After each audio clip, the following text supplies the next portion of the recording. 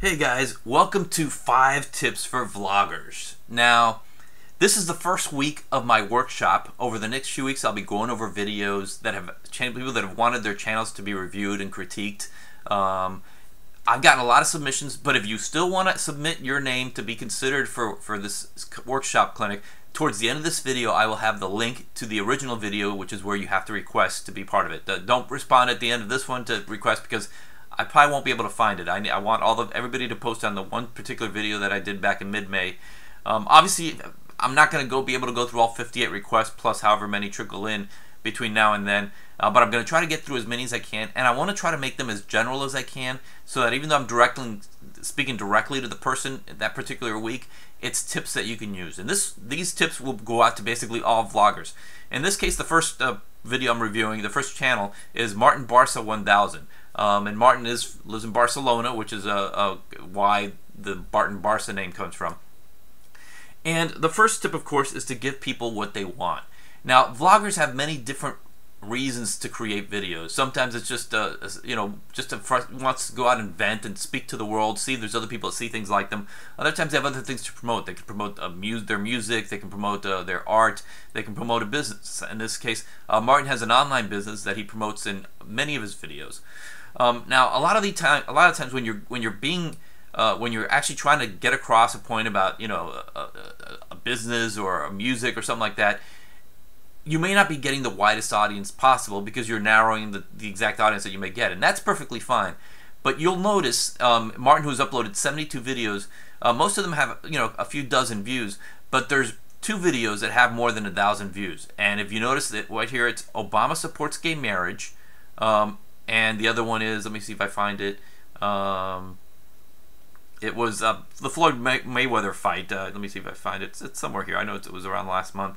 Right there, Floyd Mayweather, when he won a boxing match. And they each have about 1,400 to almost 2,000 views, because it was something that was current event. It's a current event. If there's a YouTube video that's trending, you can discuss it. If there's a news event that's trending, you can discuss it.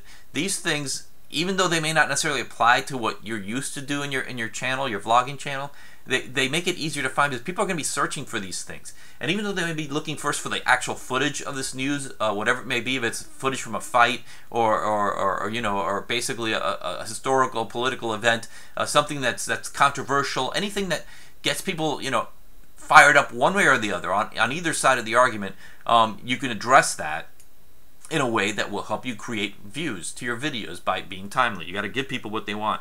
Number 2 is to encourage people to rate your videos and subscribe. And the purpose of this is twofold. First of all, if you ask people to subscribe to your videos, they will get your views will naturally start to go up because you'll have more people who by default are seeing your videos on their screens. They may not stay subscribers for long if they don't like your videos, but at least by encouraging people to subscribe, you're going to start building up that number. And encouraging people to rate your videos may seem like a dangerous proposition, because what if they rate it that they don't like it? But I think YouTube is a lot kinder than it may seem. Obviously, there's trolls out there. There's negativity, people who thrive on negativity. But I think if you request people to rate your videos, you will be surprised that most of them will put in positive ratings. And the point of having positive ratings, the point of having subscribers, is that YouTube uses these metrics to find which videos they want to bubble up in their search results. So, even if this has nothing to do with being a YouTube partner or even monetizing your videos, if you want your videos to be seen, period, regardless of any benefits that come with having popular videos, you want to make sure that you get people to rate your videos and subscribe and watch them to the end. All these things. And I already tipped off the 3rd tip, which is stickiness. You want your videos to be engaging. You want your viewers, these are people, to watch as much of the video as they can. So obviously the first tip is keep it short. If there's a video you can make in 2 minutes, don't make it into 8. I am very guilty of that. As anyone who's watched my videos know, I tend to ramble. But you'll find that your shorter videos get watched the most. And a lot of times, just if you have my trick that I like to use every so often, and I'm using in this video, of course, is 5 tips. So even though right now I'm on the 3rd tip and I may have lost you, and you may be, oh, I don't know if I should go, you think, well, maybe the next 2 tips are better than the first 3 tips. and maybe they are. But by just putting out a numbered list or anything like that, people may tend to stick around more to hear every possible thing. Another trick you can use, which I used at the beginning of this video, is telling people, hey, at the end I'm going to have the link to the annotation, an annotated link going back to the video where you can request your channel. So a lot of people, may stick around just for that. Find ways to make your videos engaging, and even if you have to use little tricks like numbered list and promising something at the end of the video, get people to stick around that way. Tip number 4, cash in on the videos that work. Again, in Martin's case, there's 2 videos. The Romney, no, not the Romney one hasn't done. No, it's only 63. It hasn't gotten as much mileage as the Obama one, probably because it was more timely at the time. But it is working.